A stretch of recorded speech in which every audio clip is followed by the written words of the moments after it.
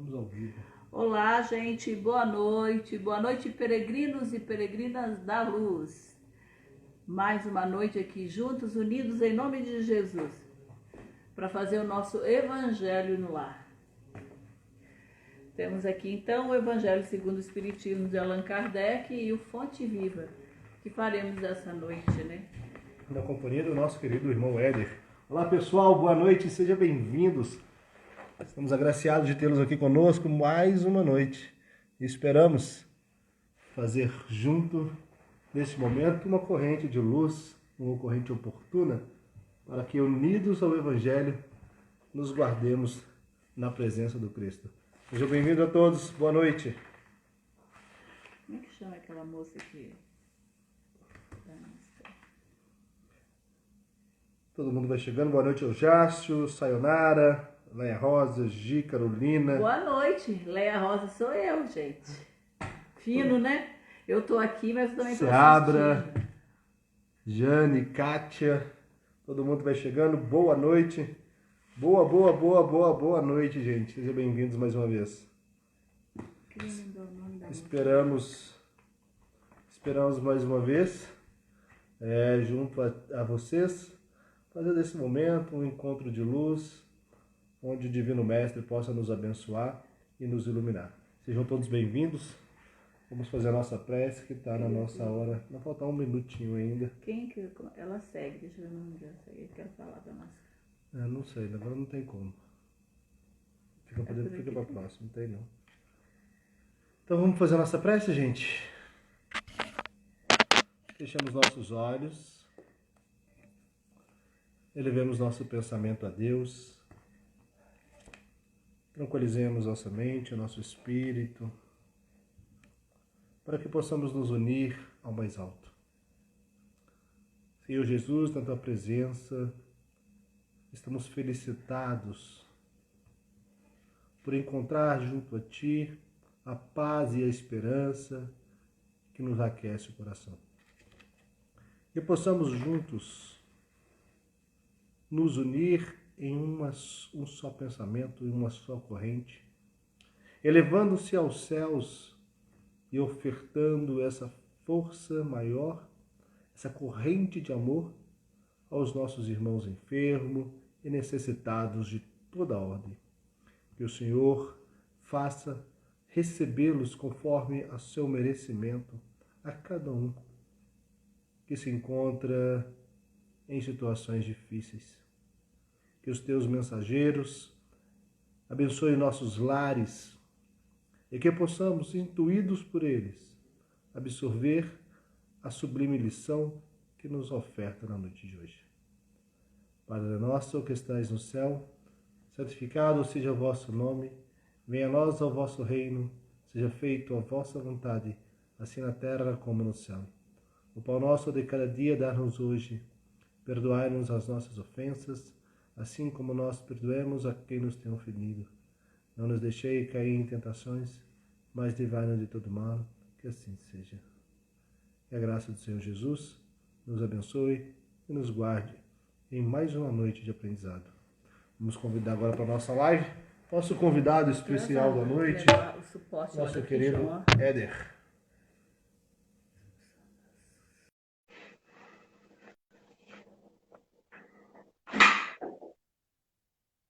Saúde ao nosso convidado, Leia.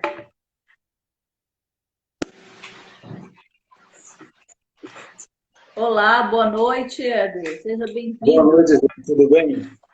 Tudo bem, e você? Tudo jóia, graças a Deus. Satisfação recebê-lo mais uma vez aqui para trabalharmos juntos o Evangelho de Jesus. Seja muito bem-vindo e que as pessoas, tenho certeza que todos aqui, não só nós, mas todos que estão em seus lares nesse momento, que abrem a porta dos seus lares, estão muito satisfeitos de saber que a gente ainda está unidos cada vez mais nessa corrente de paz, de oração, em prol da humanidade, em prol do Brasil e do globo em si. O João já está chegando aqui também, para a gente fazer o Evangelho. Você já sabe como é que funciona, né? Então vamos lá? Vamos lá. Abrir aí se você quiser. Você quer que a gente abra ou você abre? Vou abrir dessa vez, vamos revezar. Tudo bem. Então vamos lá. Boa noite, Éder. Tá bom, meu amigo João, 100%? 100%. Obrigado mais uma vez por aceitar nosso convite, por estar aqui conosco. Nós é que agradecemos a oportunidade. Então vamos abrir, gente, o Evangelho segundo o Espiritismo de Allan Kardec, abrindo aleatoriamente.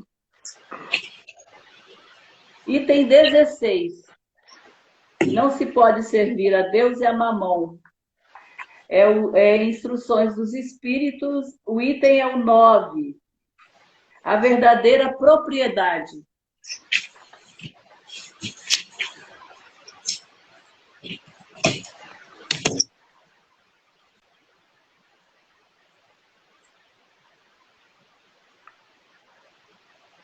Pode ficar à vontade, Éder. A nós é que vamos ler? Isso. Tá bom. Tá, pensei que você... Tudo bem. Então é lá do capítulo 16, né? Não se pode servir a Deus e a Mamon. É o item 9 das instruções dos Espíritos. O item se intitula A Verdadeira Propriedade. Nós vamos dizer aqui, vamos ler.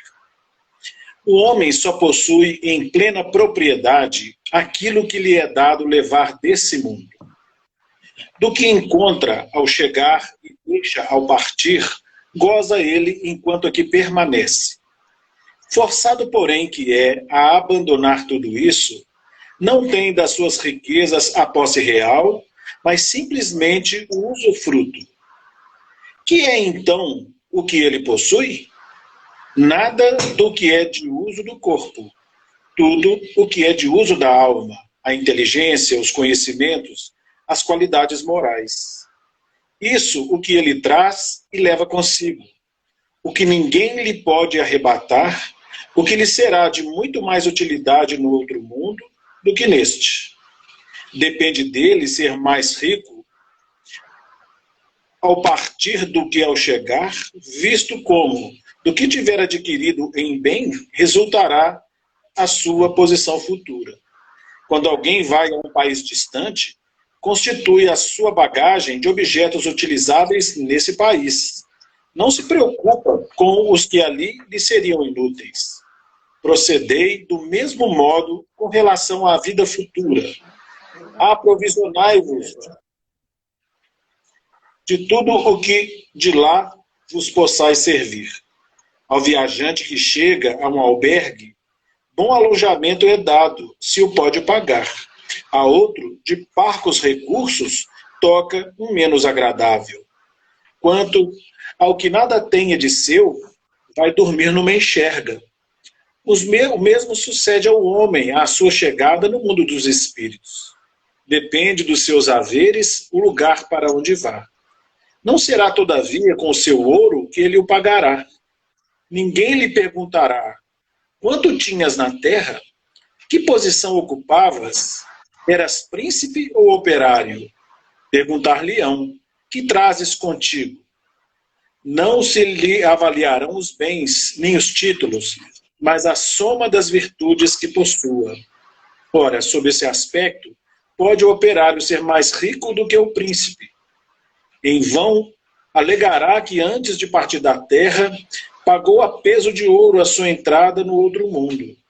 Responder-lhe-ão: os lugares aqui não se compram, conquistam-se por meio da prática do bem. Com a moeda terrestre, has podido comprar campos, casas, palácios. Aqui, tudo se paga com as qualidades da alma. És rico dessas qualidades? Seja bem-vindo e vai para um dos lugares da primeira categoria, onde te esperam todas as venturas. És pobre delas? Vai para um dos da última, onde serás tratado de acordo com os teus haveres. Pascoal, Genebra, 1860. É muito interessante, né, essa mensagem. Podemos abrir aqui, João?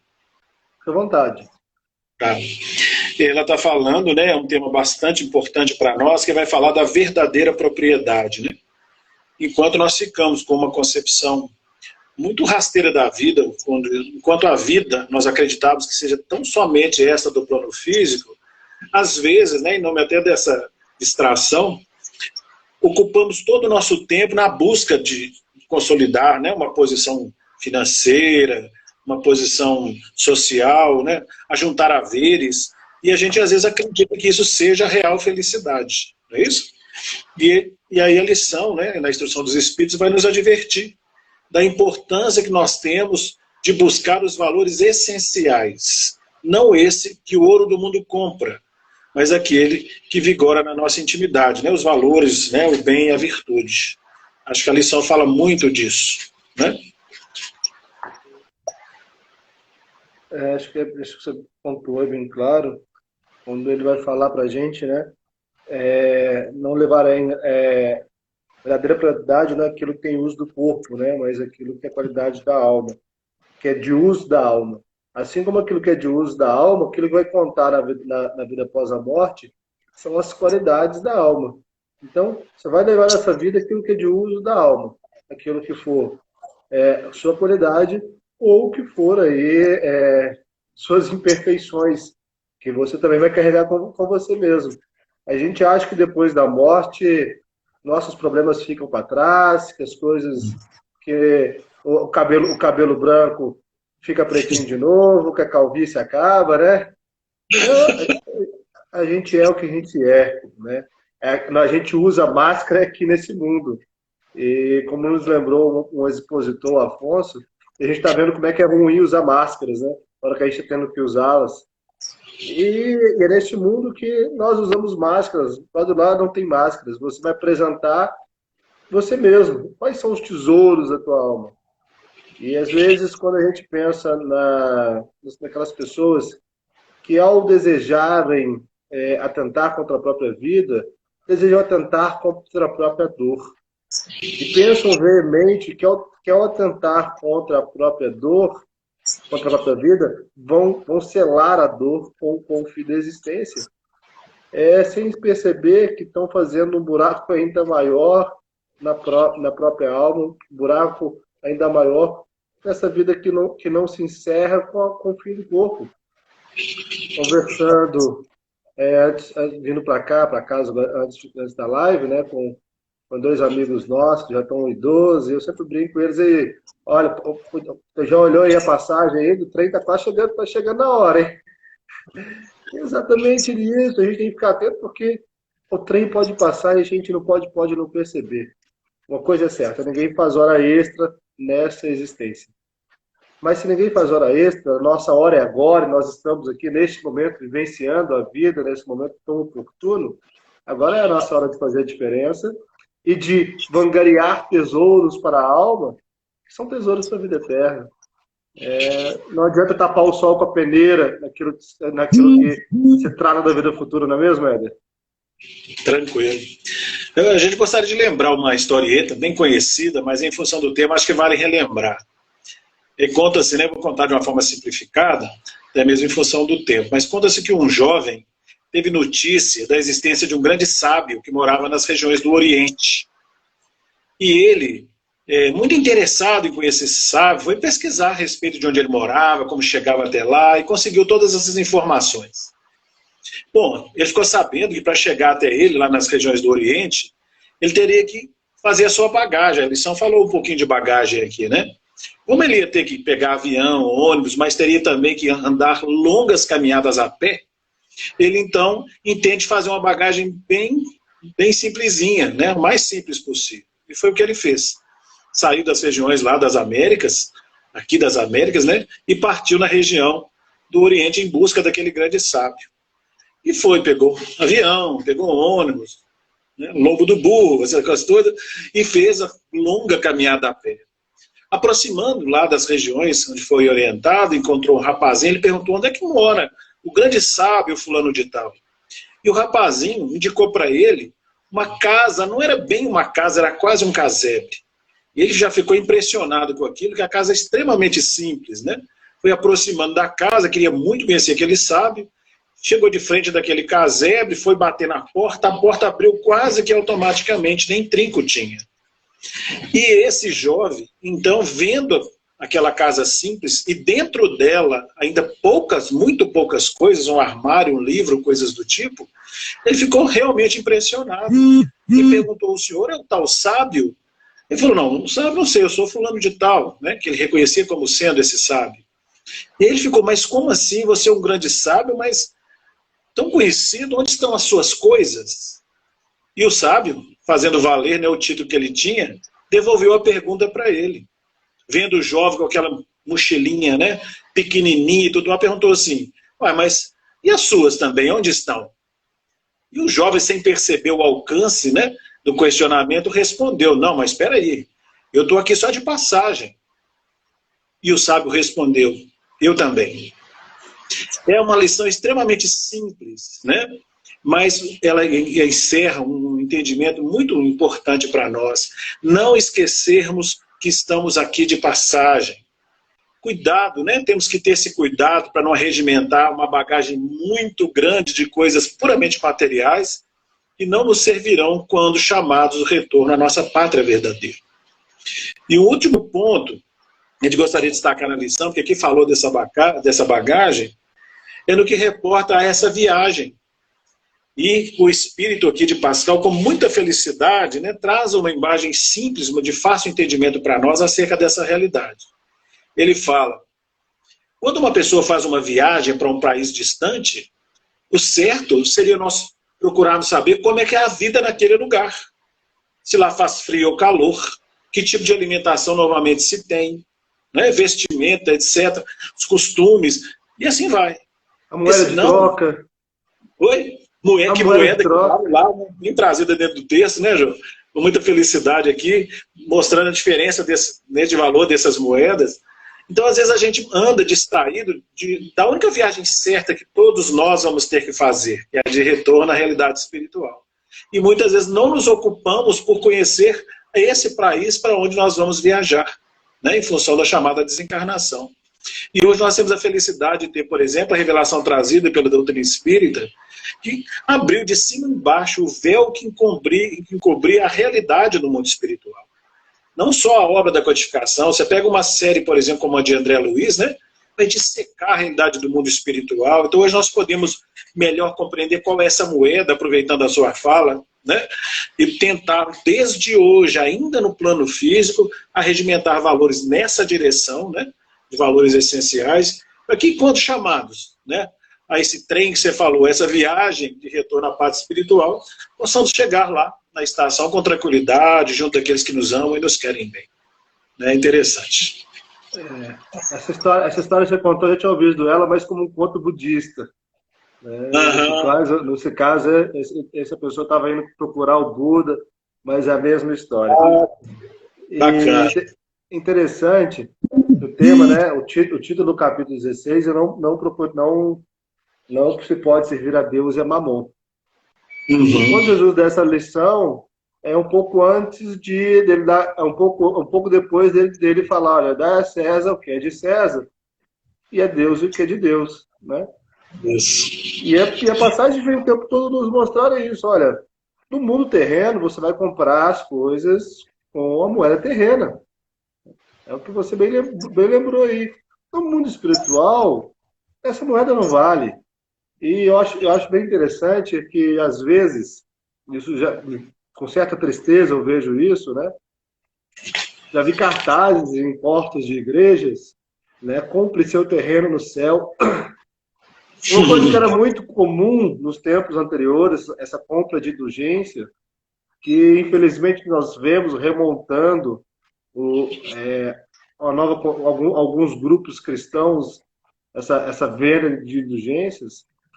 E assim como esse príncipe da passagem, que achava que tinha já pago, né, o seu belo palácio, o seu belo quarto, a sua melhor experiência nessa viagem espiritual, não se paga o plano espiritual com ouro.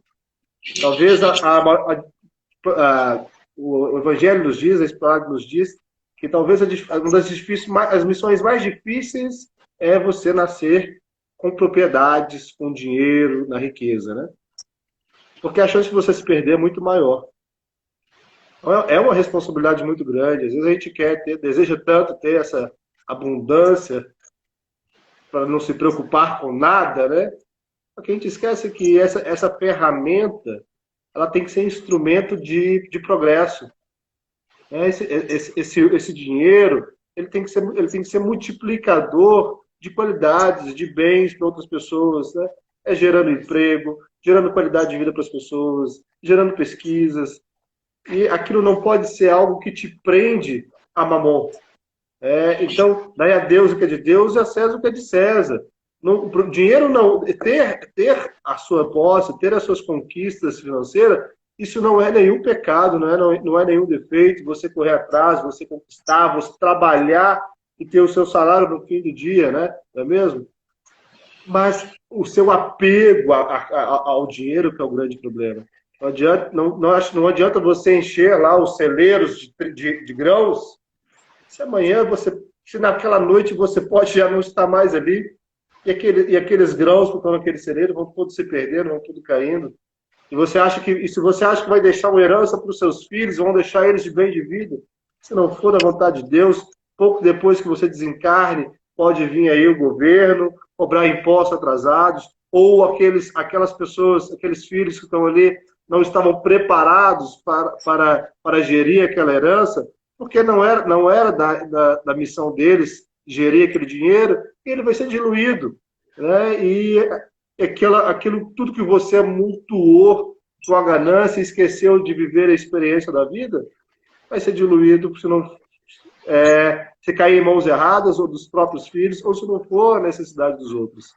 E aí tem aquele ditado, né? A gente passa a vida inteira juntando dinheiro, perde a saúde, né? Juntando dinheiro, e depois gasta o dinheiro para recuperar a saúde. Eu acho que o João comentou aqui, né, que ter muito para não se preocupar com nada. Eu acho que não é assim. Eu acho que o ter muito é se preocupar com tudo. Não.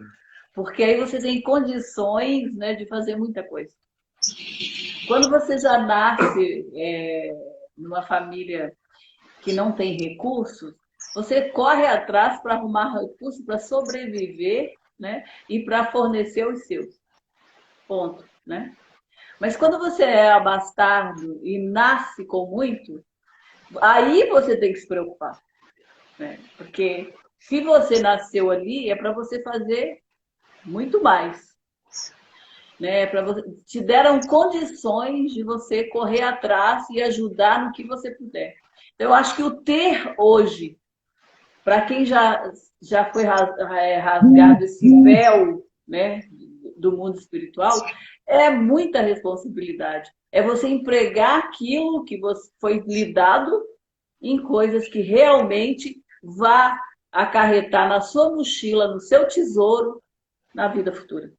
Então, esse é o problema, porque nós nos perdemos aí. Uma das grandes coisas que se repara no mundo é o seguinte: nós passamos a vida querendo. Quando nós temos o que queremos, nós passamos o resto da nossa vida mantendo o que arrumamos. Verdade. Para manter, né? Porque é difícil você manter aquilo que você conquistou. E aí adoecemos. Aí quando a gente vai ver, nós não temos mais tempo para fazer o que podíamos ser feito na nossa questão espiritual. Porque passamos a maioria da nossa vida adquirindo, a outra que ainda nós tínhamos um pouco de saúde, ou viajando e mantendo o que a gente adquiriu, e aí vai-se embora sem fazer nada nessa vida. Quando você acorda, já é tarde demais, você já está ou à beira de uma doença muito, muito ferrenha que vem já para te acordar, e aí você cai e fala assim: o que eu fiz da minha vida com tanta facilidade que foi me dado? Quando você já nasce nessa família com muitas necessidades, você veio para passar por aquela necessidade com dignidade, né? Todos os dias lutando com o suor do seu rosto para manter a sua família, a sua vida. Então, ali já é o seu. E, logicamente, naquele meio que você convive, viveu o mais retamente possível, porque estamos na carne. Mas para quem tem um pouco a mais, eu acho que é muito duro viver aqui e não se perder hoje. Porque as facilidades são muitas, os convites são muitos para quem tem. Muitos amigos aparecem e te tiram, às vezes, você tem até a boa intenção, mas você se perde nisso pela facilidade com que as coisas aparecem na sua vida. Eu acho. A César que é de César e a Deus que é de Deus. Verdade. É interessante você falando isso, né? Porque o próprio Livro dos Espíritos comenta isso, que ele fala, né, entre as provas da miséria e da riqueza, a riqueza é mais perigosa, né? Justamente por isso que você está dizendo. É lógico que a gente dizendo isso, nós estamos fazendo aqui um voto de pobreza, né? Todo mundo entende isso, acho que só que ainda tem pessoas que pensam de uma forma um pouquinho fechada nesse sentido, é preciso destacar. A passagem do Evangelho fala que é mais fácil passar um camelo por um buraco de uma agulha do que um rico entrar no reino dos céus. E as pessoas, às vezes, lendo essa passagem, começam a criticar aquelas pessoas que têm posse, dizendo que elas estão condenadas, né, e tudo mais. É lógico, gente, que muitas vezes a riqueza vai precisar de ser concentrada em determinadas mãos para que hajam, né, grandes produções. Você pensa bem, uma empresa, né, o dono de uma empresa não deve ser condenado tão somente porque ele tem riquezas. Graças àquela concentração de dinheiro, por exemplo, ele tem empresa que dá oportunidade de trabalho para quantos pais, né, na manutenção de filhos, etc. A produção, por exemplo, da pesquisa, que o João lembrou bem, né, no termo tecnológico, que adiantou, facilitou tanto a nossa vida, devemos aos recursos financeiros também. Não é? O grande problema não é tanto o volume de dinheiro que se tem ou se deixa de ter, é justamente a finalidade e como a gente se porta diante dele, né? A busca do bem-estar é um anseio natural de todos os seres. O problema é quando a gente excede nesse terreno, né? A gente passa desses níveis, as coisas se complicam. Por isso que encontramos muitas vezes pessoas que têm muito dinheiro e são extremamente simples, apesar da riqueza que têm, nós conhecemos muitos, e como conhecemos pessoas também que às vezes não têm recurso nenhum, mas são profundamente apegados àquilo que gostaria de ter, né? Então a gente não se mede a felicidade na realidade espiritual. Não é nem só o apego, né? Desculpa, não é nem só o apego. Acho que não é nem só o apego. Pessoas extremamente ricas são simples e humildes, e pessoas extremamente pobres que são apegadas e orgulhosas, né? A gente às vezes dá notícia, às vezes uma pessoa lá que a gente fala, nossa, né, a pessoa tem tanto dinheiro, depois você vai saber a quantidade de trabalho que ela faz, instituições que ajudam, e a gente nem dá notícia. Nem dá notícia, é isso aí. É não isso que eu estou falando. O ter dinheiro não significa, né, que você seja uma pessoa ruim ou que você está numa má vida. Significa que você tem mais preocupação ainda, no caso, para saber onde você está empregando e qual a vida de pessoas você está facilitando ou ajudando ou colaborando sem nem que você saiba. Porque muitas das coisas que a gente faz, né, a gente nem sabe que fez o bem. E quem é um grande empresário, ele não vai saber que o salário ou o emprego daquele está ajudando tantas pessoas, porque ele sabe que ele está dando emprego, mas ele não sabe o que aqueles pontos de serviço, de trabalho, está gerando para aquela família, a importância que tem até de ter uma vida digna, onde ele pode dar o sustento para os seus. Então, isso tudo é muito complexo, né, nessa história. Eu me lembrei que até ano passado a gente tinha um hostel, né? E na Copa do Mundo, tinha o pessoal da Itália lá, e conversando com eles, tem um jogador da Itália que chama Balotelli. Ele é tido como um bad boy, né? Acho que todo mundo acha ele arrogante, etc. E conversando com um rapaz lá, ele disse que ele é uma pessoa ele anda na rua, a pessoa mais simples do mundo. E uma coisa que ninguém sabe, que todo 25% do salário dele vai para instituições da África. Se ele seja lá ele ganhando 1 milhão, 2 ou 3 milhões por mês, é 25% destinado para instituições da África. Só que ninguém fala desse lado do Balotelli, né, do atleta. Fala só do lado porque ele não faz propaganda, diferente de outros atletas por aí que fazem propaganda, que chamam a imprensa para mostrar, que fazem aquilo outro. Ele faz em silêncio, ele dá com a mão direita sem mostrar para a mão esquerda. E é tido como um bad boy. A Carolina fala ali, por exemplo, de pessoas que são ricas porque batalharam por isso. Com esforço, ninguém está tirando esforço, nem o mérito de ninguém, né? Ela pergunta aqui, ela fala o seguinte... Faz um comentário. E tem pessoas que são ricas porque trabalharam para isso, com esforço. Não, ninguém está tirando. Sim. E a gente julga as pessoas pela imagem que nós fazemos dela, né? O nosso olhar é que julga. Você não conhece a pessoa, o que ela faz, o que você lembrou aí. Tem pessoas aí que têm tantos fundos, mas faz tantos trabalhos sociais, distribui essa riqueza a tantas instituições a tentar recuperar pessoas, a tentar salvar vidas, a tentar gerar novos empregos, ajudar famílias, mas a gente só vê aquilo que a gente deseja enxergar. Se os nossos olhos estão em pecados, então arranque-os. Agora, Deixa eu fazer um comentário. Pode falar, Éder. Você ia falar sobre a frase da Carol aí? Não, tranquilo. Na verdade, ela está falando da questão de pessoas que são ricas porque batalharam por isso e tudo mais. Mas é importante que a gente, né, vamos dizer, na minha condição, por exemplo, eu não vivo uma expressão de dificuldade, miséria, e também não sou uma pessoa rica e tudo mais. O que eu acho importante num tema desse também, além desses comentários, né, vendo a situação do outro, ora numa situação de dificuldade ou de muita facilidade, é de nós percebermos o que nós, na nossa condição, podemos fazer. Porque não é porque nós não sejamos ricos que não possamos muito realizar. Né? Porque tem expressões de ocupação com o nosso dinheiro, ainda que reduzido, que pode gerar, sim, recurso de alívio para quem quer que seja. Às vezes uma pessoa que bate a nossa porta pedindo um pedaço de pão, um mantimento, são inícios nessa direção. Né?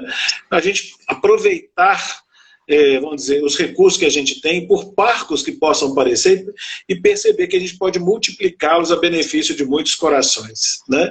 Mesmo na nossa condição, o que eu posso fazer? Eu não posso montar uma empresa, sim, mas eu posso, de repente, favorecer uma instituição que auxilia, né? Eu posso ser voluntário num lugar, se eu não posso dar alguma coisa financeiramente falando, porque existem outras riquezas que também devem ser distribuídas, que são os valores que a gente tem, valores do tempo, da nossa saúde, né? Uma série de outros valores que pode, de alguma forma, aí também ser colocado como verdadeira propriedade. A gente tem que tomar muito cuidado, né, Éder? Porque mesmo na nossa condição, às vezes a gente pode estar servindo muito mais a Mamon do que a Deus. Fato. Você pode estar muito mais apegado aos seus bens, ao seu vestido, ao seu sapato, ao seu salto alto, que você comprou e foi em uma festa, está guardado dentro da caixa, e você está esperando o corpo voltar aos seus 18 anos para ir numa outra festa, né? Entre outros exemplos que a gente poderia citar aí. A gente pode estar servindo muito mais a Mamon, estar muito mais apegado aos nossos objetos materiais, do que, às vezes, as pessoas que estão em condições financeiras melhores que a gente. Então, a gente olha muito a trave no olho do outro, esquece do argueiro no próprio olho. Verdade. Meu companheiro ia trazer. Então, vai fazer falar alguma coisa? Né? Não. Então, passamos à Fonte Viva? Podemos. Eu abri aqui na questão 165. Fonte Viva. Isso. Lê para nós. Eu vou estar fazendo a leitura aqui. Então, Fonte Viva, quem estiver em casa e quiser acompanhar. Questão 165. Não duvides. Emmanuel começa com a citação de Tiago 1, versículo 6. O que duvida é semelhante à onda do mar, que é levada pelo vento e lançada de uma para outra parte. Em teus atos de fé e esperança, não permitas que a dúvida se interponha como sombra entre a tua necessidade e o poder do Senhor. A força coagulante de teus pensamentos nas realizações que empreendestes procede de ti mesmo, das entranhas de tua alma, porque somente aquele que confia consegue perseverar no levantamento dos degraus que conduzirão à altura que deseja atingir. A dúvida no plano externo pode auxiliar a experimentação nesse ou naquele setor do progresso material. Mas a hesitação do mundo íntimo é o dissolvente de nossas melhores energias. Quem duvida de si próprio perturba o auxílio divino em si mesmo. Ninguém pode ajudar aquele que se desajuda. Compreendendo o impositivo de confiança que deve nortear-nos para a frente, Insistamos no bem, procurando-o com todas as possibilidades ao nosso alcance. Abandonemos a pressa e ouvidemos o desânimo. Não importa que a nossa conquista surja triunfante hoje ou amanhã. Vale trabalhar e fazer o melhor que pudermos. Aqui e agora, porque a vida se incumbe de trazer-nos aquilo que buscamos. Avançar sem vacilações, amando, aprendendo e servindo, infatigavelmente. Eis a fórmula de caminhar com êxito, ao encontro de nossa vitória. E nessa peregrinação incansável, não nos esqueçamos de que a dúvida será sempre o frio do derrotismo a inclinar-nos para a negação e para a morte. Fantástica essa lição do Emmanuel aqui. Não só a dúvida da fé, né? Mas ele coloca também quando você duvida de si mesmo. Ele não está falando apenas da dúvida da crença, da dúvida da fé em Deus. Ele fala também da esperança que você não tem para consigo mesmo, de quando você duvida de si próprio, você está perturbando o auxílio divino em você. Se você não acredita em você, quem vai acreditar? Se você não acredita que você pode conseguir, ninguém vai falar, ninguém vai te convencer do contrário. Então é igual andar de bicicleta. Se você vai ficar na sua cabeça ali, eu não vou conseguir, você não vai conseguir, você vai cair 300 vezes, vai estar sempre inseguro ali nas duas rodas e não vai conseguir pedalar, não vai conseguir manter o equilíbrio. O primeiro passo para conseguir qualquer coisa na vida é abandonar o desânimo, abandonar a descrença. E ele coloca para a gente abandonar até a pressa. Por quê? Se a gente manter vacilante diante da própria existência, para conosco mesmo e para com Deus, as nossas possibilidades serão subtraídas por uma própria escolha sua. Não é ninguém que está te subtraindo as possibilidades de alcançar aquilo que a vida pode te dar.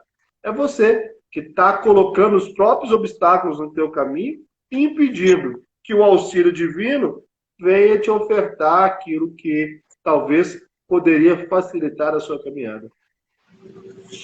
Muito bacana. A gente pode associar essa colocação, João, até a parábola dos talentos, né? Ele falou da questão do medo, um recebeu 5, outro 2 e um só talento, e ele vai e enterra o seu talento em função justamente do medo, né? E o medo, ele está contrapondo as linhas da confiança. E é tão importante, porque a gente está aqui tentando fazer um link, né, com a lição do Evangelho segundo o Espiritismo, com essa colocação. Importante a gente pensar sim, porque agora eu gostaria de tentar me colocar na condição daqueles que estão atravessando momentos, por exemplo, de natureza financeira, ou aquele que não conseguiu uma colocação profissional, né, nessas épocas de isolamento social e de pandemia, estão tendo muitas, vamos dizer assim, oscilações nesse terreno das nossas ocupações. E aí é a hora que fala algo, né, os níveis de confiança de cada um.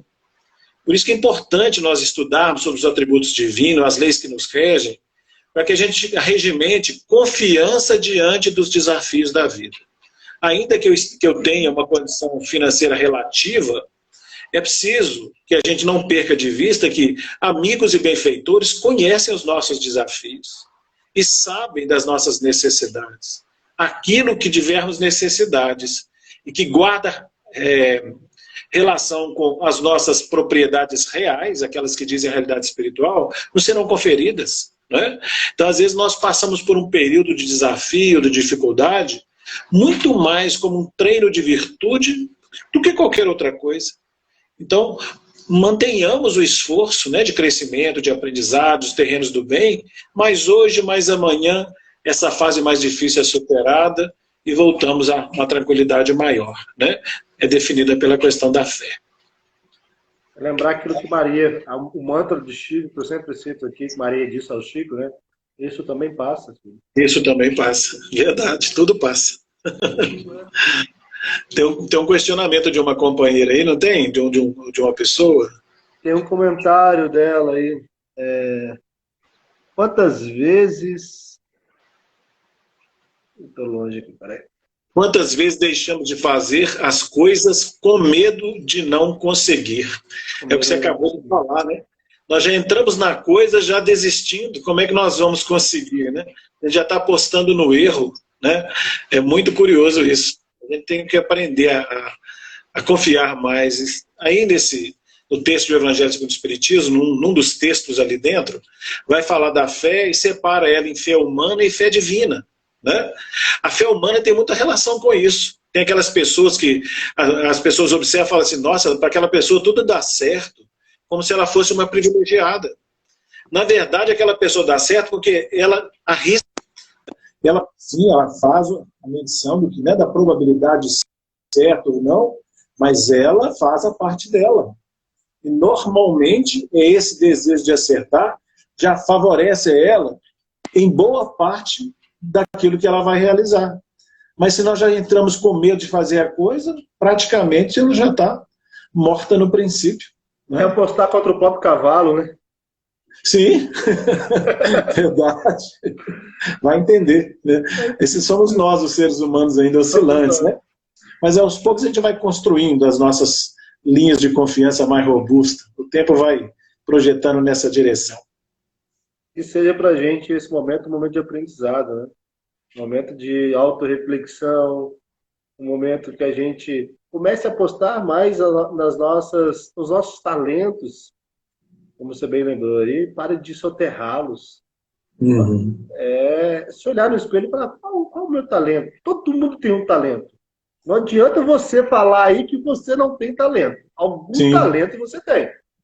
Você faz uma boa maquiagem, você faz uma boa unha, você tem um talento de falar, você tem um talento de escutar, né? Como o Gladys, eu comentei que está aí nos assistindo, eu falei, o Gladys fala muito para a gente no silêncio. Então tem pessoas que nos falam no silêncio, né? Que nos ensina no silêncio. Então qual é o seu talento? Você tem o seu talento, descobre e multiplique-o. Não esconda seu talento. Vá atrás do seu talento. Se você é uma boa manicure, então se torne a melhor. Né? E ao aperfeiçoar-se, compartilhe com outras pessoas que você percebe que têm o mesmo talento, ensine, né? Forneça esse conteúdo. Não guarde para você aquilo que você aprendeu também. Né? Multiplique, seja multiplicador desses seus talentos. Coloque à disposição do próximo e coloque, em primeiro lugar, à sua disposição. Porque se você não coloca os seus próprios talentos à sua disposição e faz dele uma arma contra você mesmo, jogar contra o próprio time. Fazer gol contra todo jogo. Muito bacana. Quer fazer mais algum apontamento para a gente poder encerrar, Éder? Não, acho que está de bom tamanho, João. Acho que está de bom tamanho. Está de bom tamanho?